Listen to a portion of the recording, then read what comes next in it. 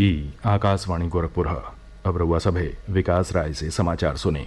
राष्ट्रपति रामनाथ कोविंद बिहने अपने पैतृक गांव कानपुर के परौंख आई हैं। प्रधानमंत्री नरेंद्र मोदी भी उनके साथे एजा कई गो कार्यक्रमन में शामिल हुई हैं।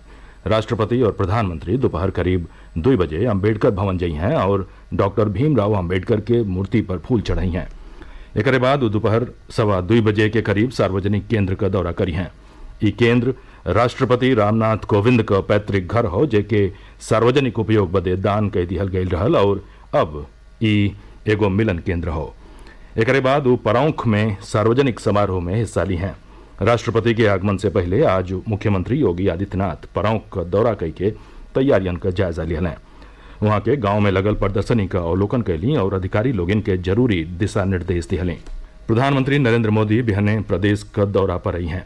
श्री मोदी भिन्न लगभग 11 बजे लखनऊ के इंदिरा गांधी प्रतिष्ठान पहुंची हैं, जहां वो यूपी इन्वेस्टर्स समिट का तीसरा ग्राउंड ब्रेकिंग सेरेमनी में हिस्सा ली हैं। ग्राउंड ब्रेकिंग सेरेमनी में प्रधानमंत्री 80,000 करोड़ रुपया से बेसी का 1,406 परियोजनन का शिलान्यास करी हैं। यह परियोजनन में कृषि, IT और इलेक्ट्रॉनिक्स, MSME, विनिर्माण, अक्षय ऊर्जा, रक्षा और एरोस्पेस जैसन कई गो क्षेत्र शामिल हो।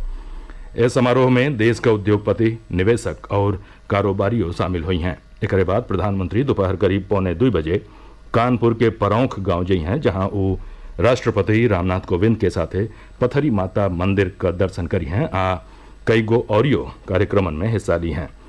श्री मोदी परौंख गांव में एगो सार्वजनिक समारोह में शामिल हुई हैं। केंद्रीय भारी उद्योग मंत्री डॉक्टर महेंद्र नाथ पांडे कहलें कि प्रधानमंत्री नरेंद्र मोदी के अगुवाई में देश पिछला 8 बरिस में तेजी से विकास के राही पर आगे बढ़ल हो। वहाँ के कहलें कि कोविड महामारी के बादो भारत दुनिया में सबसे तेज आर्थिक विकास करे वाला देश हो। वाराणसी में आज केंद्र सरकार का 8 साल सेवा, सुशासन और गरीब कल्याण कार्यक्रम की ओर से प्रेस वार्ता करत केंद्रीय मंत्री कहलें कि पिछला 8 बरिस में सरकार के कल्याणकारी योजनन का लाभ जन जन ले पहुंचल हो। वहाँ के कहलें कि PM स्वनिधि योजना छोट कारोबारियन बदे वरदान साबित भइल हो। इस मौका पर केंद्रीय मंत्री सरकार का उपलब्धियन के समर्पित पुस्तिका रिपोर्ट टू नेशन का विमोचन कैलें। सतही सरकार के सज्जो योजनन का लाभ प्राप्त करे वाले लोग इनके सम्मानित कैल गये। केंद्र सरकार का 8 बरिस पूरा भइले पर अयोध्या के सांसद लल्लू सिंह आज संवाददाता लोग इनके संबोधित कैलें। वहाँ के कहलें कि प्रधानमंत्री नरेंद्र मोदी के मार्गदर्शन में अयोध्या का तेजी से विकास हो रहा हो। वहाँ के कहलें कि मुख्यमंत्री योगी आदित्यनाथ का अगुवाई में राज्य सरकार केंद्र का योजनन के प्रदेश में लागू कर रही हो। सांसद कहलें कि अयोध्या में 84 कोसी परिक्रमा राही का निर्माण कैल जा रहा हो।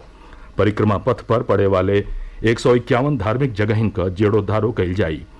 वहाँ के कहलें कि सड़किन का चौड़ीकरण के सतही अयोध्या में एगो रिंग रोडो बनावल जाई।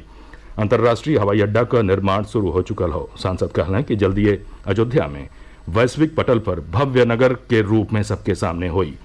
प्रदेश सरकार सम्राट पृथ्वीराज फिल्म के टैक्स फ्री करे का घोषणा कैले हो।